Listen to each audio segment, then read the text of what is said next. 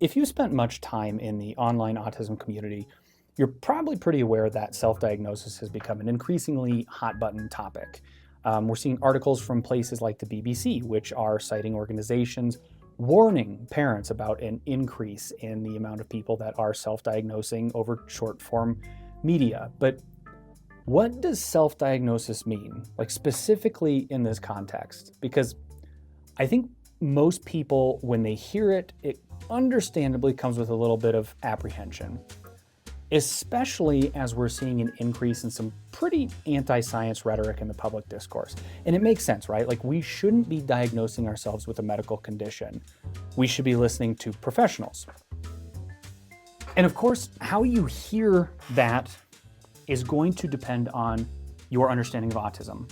What do you envision when you think of autism?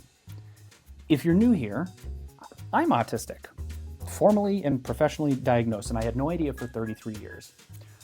And I'm going to refer to the late and undiagnosed community of autistic individuals as we or us, but I'm going to talk about people who engage in self-diagnosis as they or them. And I'm not doing this at all to distance myself or imply any sort of value judgment. I just want to be very honest with my communication, being someone who went through the formal process, but fully supports those who self-diagnose. Because I am in the area of the spectrum where someone would self-diagnose. And I bring that up to remind people that autism is a big spectrum, and to not try to make generalizations or be closed off as I'm explaining self-diagnosis and some necessary context.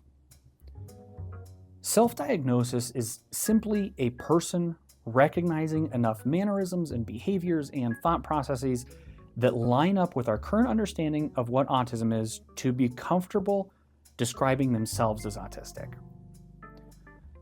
And I mentioned myself being in the area of the spectrum of someone who would self-diagnose because I think that's a really important distinction to make, is who are we talking about when we talk about self-diagnosis?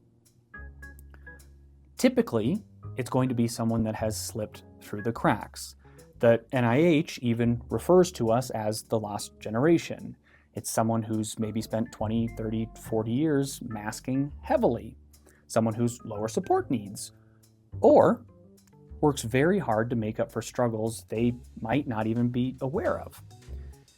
And that's usually why someone starts looking into the possibility they're autistic or ADHD or neurodivergent, is in response to struggles in their life that they don't know how to overcome, or maybe not even put words to.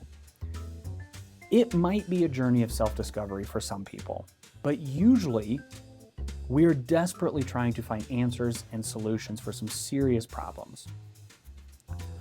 The value that a diagnosis brings, formal or self, is really just a better understanding of how our minds work. It's illuminating struggles that we've ignored because we thought that everyone was dealing with them. It's giving us a framework for how to start building a more conducive lifestyle. But it's also giving us language and a label to communicate our needs and limitations to others. Because the experience of undiagnosed autistic individuals is we are often dismissed as weak, or making a big deal out of nothing, or being selfish or self-centered. The benefit is largely information. But even still, someone who's self-diagnosing should take it very seriously. It's not a Cosmo quiz, it's not just watching a couple of videos. It's something that you spend some real time researching and talking to others in the community, talking to loved ones, your parents, taking the self-assessments that are some of the same assessments used in a formal evaluation. One of the issues here that I think is a problem is the term diagnosis is a bit of a misnomer. And I think that's kind of what people get hung up on. Because you get diagnosed with things like glioblastoma or sickle cell anemia or COVID. Those aren't things you self-diagnose. And this might feel like a detour for a second, but I'm going to bring it back around. But let's say I got a positive COVID test.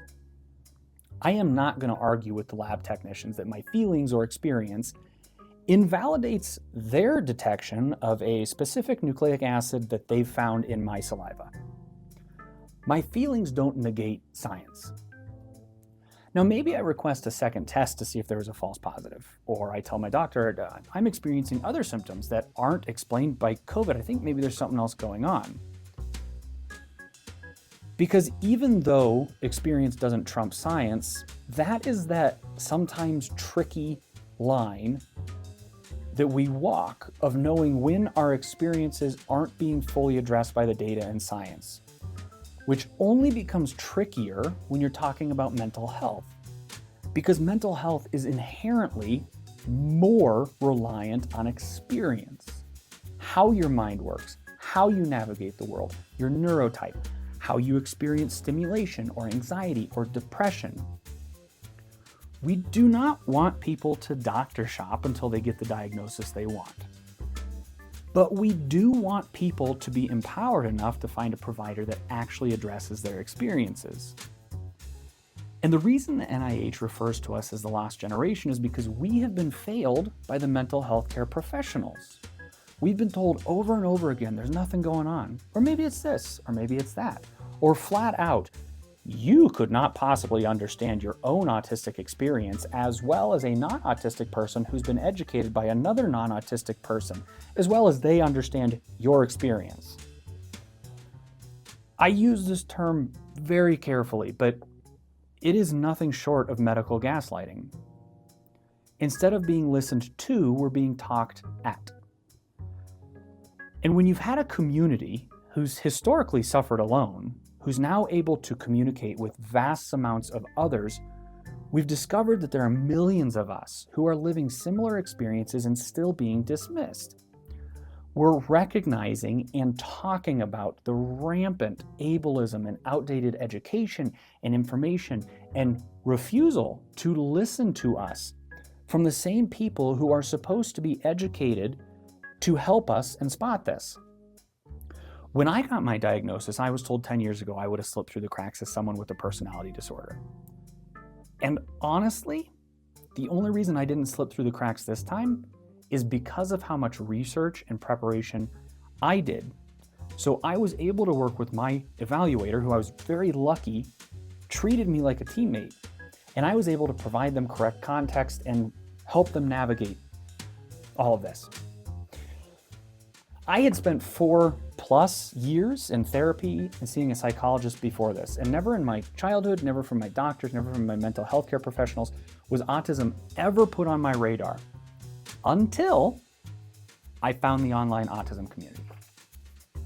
And I mentioned before how diagnosis is a bit of a misnomer, because keeping in mind what I've told you up until this point, do you want to know what an autism diagnosis is? It's not a genetic test, there's no swabs, there's no lab. It's based on the patient's self-assessments and this evaluator's observations, filtered through the lens of their own experiences and education and biases, thinks this patient exhibits behaviors and mannerisms that likely are like someone who's on the autism spectrum. Someone self-diagnosing autistic is not like someone saying, I have a headache, so I'm telling people I have a brain tumor. But why not just get the formal evaluation and avoid all the fuss altogether? Well, there are a number of barriers. For one, it costs thousands of dollars with no help from health insurance.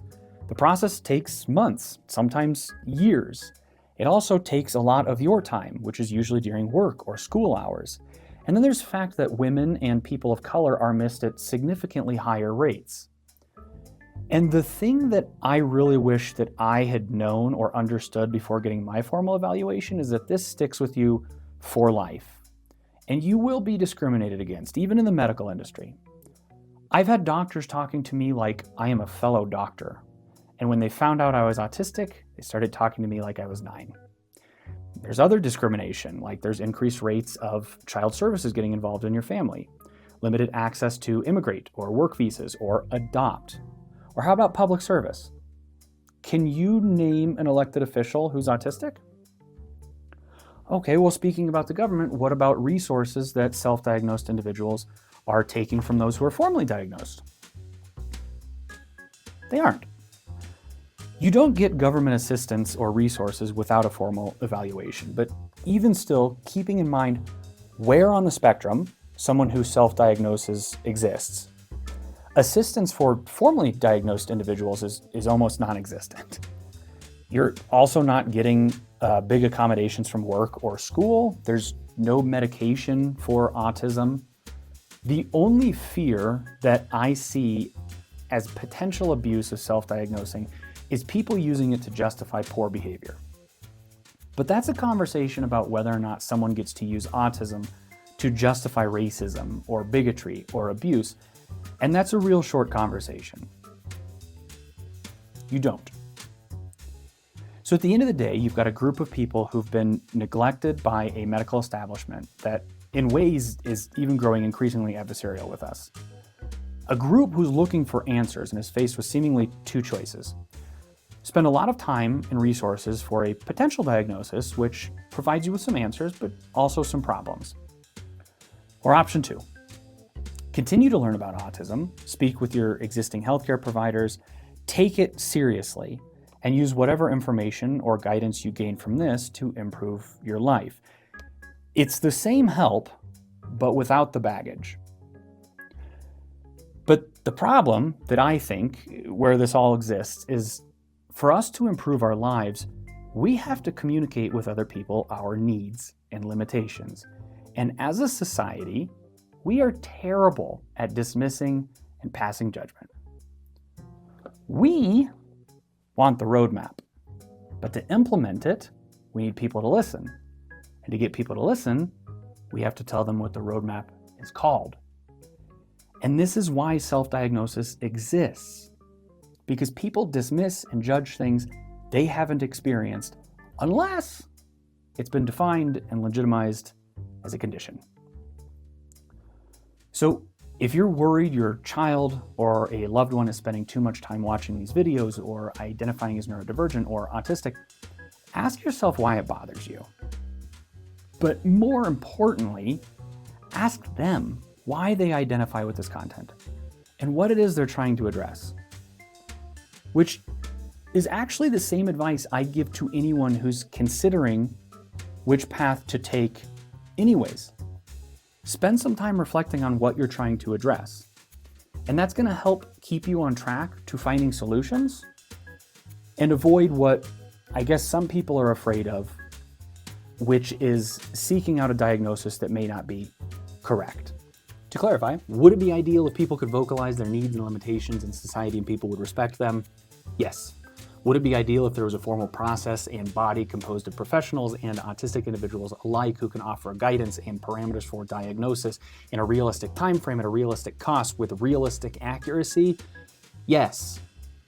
But neither of those things seem like we're even close to them. So until then, I fully support people taking matters into their own hands.